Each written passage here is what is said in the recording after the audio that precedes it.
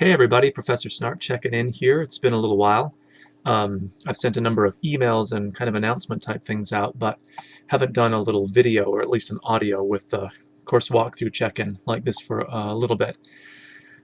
So hopefully this will help people get back on track. We've had a few folks miss a couple of units for a variety of reasons.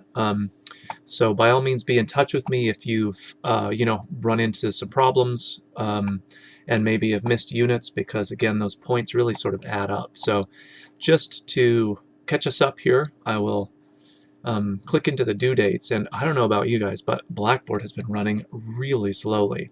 So I am going to wait and click into the due dates, I hope. I'm recording this on Wednesday, March the 5th, and clicking due dates over and over again. There we go. Just so you know where we're at or where I'm at when I'm recording this. So we have done the fiction to nonfiction and then the elements of nonfiction, unit 6 and 7. Hopefully we've had a chance to virtual conference. So again, that took the place of maybe an announcement or a video announcement, as part of that. But obviously we've transitioned then into the next genre for our course, the nonfiction genre, and then we're coming up on Unit 8, which is the Creative Nonfiction Workshop. So hopefully in Unit 6 and 7 you began to get a sense of what the creative nonfiction genre is, and it's hard to define, and the more you think about it, really the harder it becomes to define, and there's a lot of gray area between it and short fiction like we did for our first genre. So hopefully it makes some sense, and really it's not important to come up with hard and fast rules about exactly what creative nonfiction is or isn't.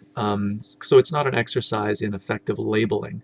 It really what matters is that we're aware of this slightly different genre and kind of attending to those differences as we write in it. It's not about there are a perfect set of rules for what creative nonfiction versus prose fiction is. So the difference between, let's say, a short story and a creative nonfiction essay in some cases can be dramatically clear, but in other cases maybe not so much. So hopefully some of those distinctions have come through to you in Unit 6 and 7, and you can now apply those for Unit 8 as we get close to this first posting date, Thursday, March 6th, and then a fair amount of turnaround time for providing and receiving feedback, Thursday, March 13th. So a note again about how the workshops work. You'll find this information kind of reposted throughout the course. Obviously stuff on how to post, you're just attaching a file that you can it can be opened by the people in your group. So I don't think we've had a lot of problems, but sometimes people post file types that are tricky to open, or one program creates a file type that won't open in another program, that kind of stuff. But I want to reiterate then how important it is that you're really getting into these documents and providing some commentary. So I'm just in our course here, you can see these examples.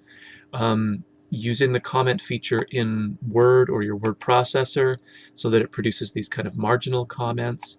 This is the one that I had posted, I think, as part of our announcements.